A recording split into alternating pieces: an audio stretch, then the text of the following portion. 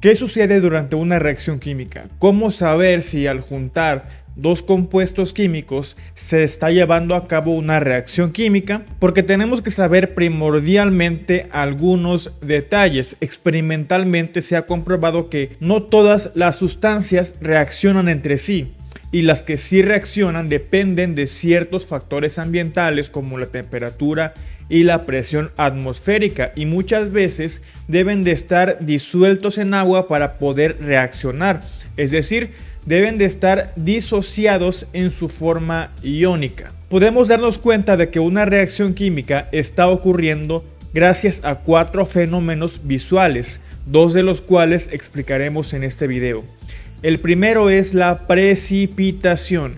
La precipitación tiene varias definiciones y una de ellas es en meteorología, cuando nos referimos a la caída de lluvia, granizo o nieve. En química, la precipitación también se refiere a la caída, pero no de agua en estado líquido o sólido, sino de cualquier sustancia insoluble que por su densidad se quede en el fondo del recipiente. Hace tiempo vimos las mezclas heterogéneas, que pueden ser suspensiones o coloides.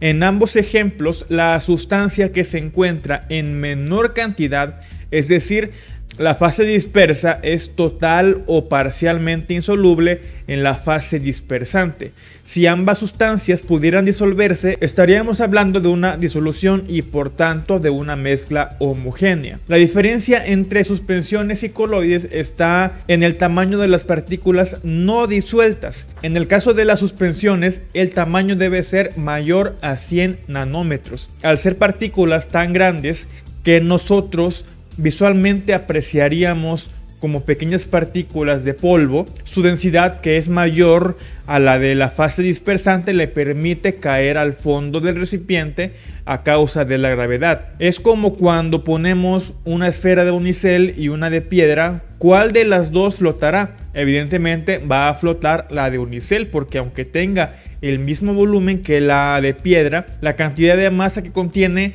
es muchísimo menor comparada con la piedra y con el agua. La piedra tiene mucha más masa y eso la hace más pesada que el agua y por lo tanto se hundirá. Entonces podemos decir que la esfera de piedra se precipita, ya que esta no es soluble en agua. Así como en la piedra hay muchas sustancias que son insolubles en agua, o sea que no se pueden disolver en agua, y que además tienen una mayor densidad, por eso es que caen al fondo del recipiente. Solo se mantendrán de forma más o menos uniforme si nosotros empezamos a agitar la mezcla, pero después de unos minutos o segundos las partículas volverán a su lugar. En una reacción química es posible que nosotros utilicemos una sustancia disuelta en agua y otra diferente que también se encuentre disuelta en agua, pero al momento de mezclar ambas, estas pueden reaccionar y formar quizás una sustancia que siga disuelta en agua, pero además formarían también otra que no se disuelva. Y así es como podemos darnos cuenta de que ya se formó el producto. Veamos cómo ocurre, por ejemplo, esta siguiente reacción. Les comentaba hace rato que una de las condiciones que les permiten a dos sustancias reaccionar es que ambas estén disueltas en agua.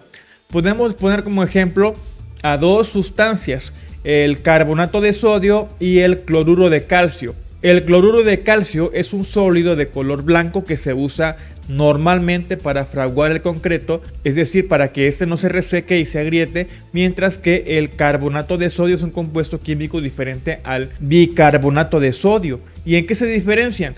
Pues además de que uno tiene hidrógeno y el otro no, el bicarbonato se utiliza como antiácido y para absorber la humedad. El carbonato es un producto de limpieza que además no se consume.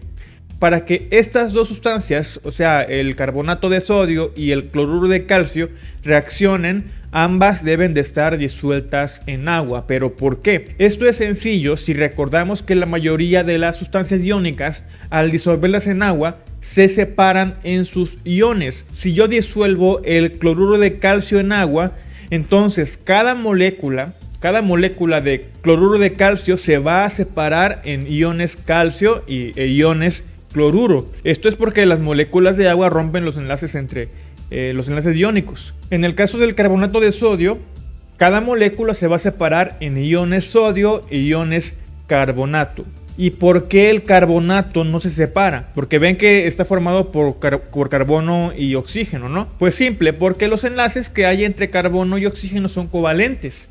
O sea, vean que tiene dos simples y uno doble. Recuerden que en covalentes siempre comparten electrones y los enlaces covalentes, ya sean simples, dobles o triples, son muy difíciles de romper, a diferencia de los iónicos, como el enlace que hay entre por ejemplo, sodio y carbonato, que son muy débiles. Es un enlace iónico y es muy débil. Una vez que ambas sustancias están en su forma iónica, al mezclarlas, los iones van a buscar a sus parejas, pero esta vez van a buscar al que los atraiga mejor. Todos los iones calcio van a buscar a los iones carbonato y se va a formar el compuesto carbonato de calcio, mientras que los iones sodio y cloro se quedarán disueltos en el agua. El carbonato de calcio es un compuesto muy diferente y que no se separa en iones, es decir, no se disuelve en agua, así que este se queda en su forma natural y como es muy denso cae al fondo del recipiente.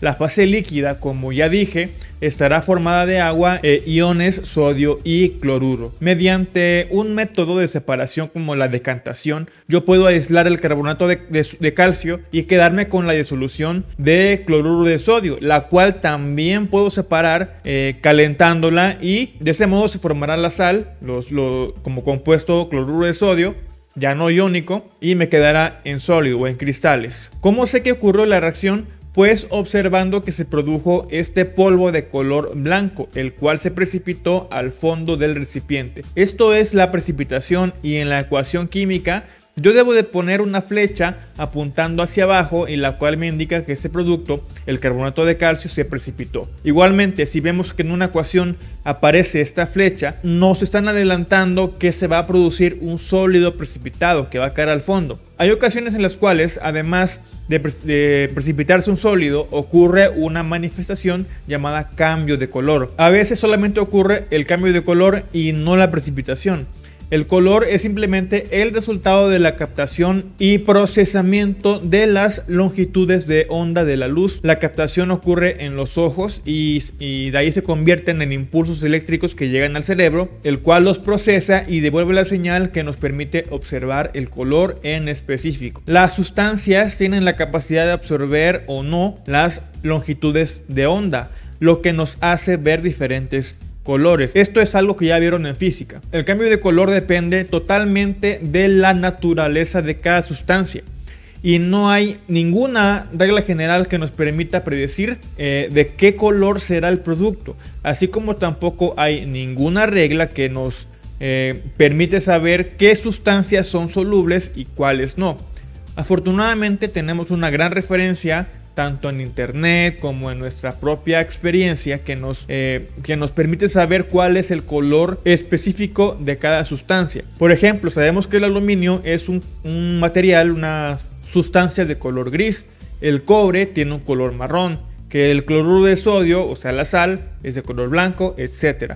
El elemento hierro, por ejemplo, es un metal de color gris oscuro. Sin embargo, este reacciona fácilmente con el oxígeno del aire, produciendo óxido de hierro, el cual es de color café. Si tenemos un material hecho de hierro, a las pocas semanas o meses podremos saber que ya se está oxidando, precisamente porque se empieza a poner de color café. En el caso del cobre, que es entre marrón y naranja por naturaleza, al oxidarse se torna de color azul verdoso. Esto es porque el óxido de cobre es de este color. Y les tengo un dato curioso: la Estatua de la Libertad no es que la hayan pintado de color azul o color verde, es simplemente porque este monumento se encuentra hecho de cobre y al pasar tanto tiempo, tantos años y oxidarse por completo, se volvió de color azul verdoso, que es el color natural, como ya mencioné, del óxido de cobre. Entonces, durante una reacción química, al producirse un cambio de color, es como podemos identificar que ya se llevó a cabo la reacción. Las ecuaciones químicas sirven para poder saber qué compuestos se forman, y si ya sabemos que el producto será de color amarillo, por ejemplo, al volverse amarilla la sustancia, sabremos que sí se llevó a cabo la reacción satisfactoriamente y se produjo lo que queríamos obtener. Después tenemos otro cambio llamado emisión de luz o calor. Las moléculas de muchas sustancias, al interactuar con otras, producen energía. Esta energía se puede manifestar de dos formas: Una, produciendo calor, lo cual identificamos en el momento en el que medimos la temperatura de los productos con un termómetro, evidentemente, y nos damos cuenta de que esta temperatura ha subido considerablemente. Un ejemplo de ello es la reacción del óxido de calcio, también llamada cal viva, que al agregarle agua, la cal viva reacciona inmediatamente con el óxido de calcio y se produce bastante energía, es decir, se calienta el producto, que será hidróxido de calcio, también llamada cal apagada. En este video de Ciencia Bit pueden ver la reacción del óxido de calcio con agua. Si ven el video en YouTube, está apareciendo en este momento el link. Sobre este tipo de reacciones hablaremos más a detalle en otro tema, cuando veamos las reacciones exotérmicas y endotérmicas. Otras reacciones, como la oxidación de magnesio, producen energía en forma de fotones, o sea, de luz. Los fotones se desprenden de la reacción para poder producir el óxido de magnesio. Pero en este caso, a diferencia del cobre y el hierro, que se oxidan fácilmente, para poder oxidar el magnesio necesitamos un poco de fuego y así poder llevar a cabo la reacción.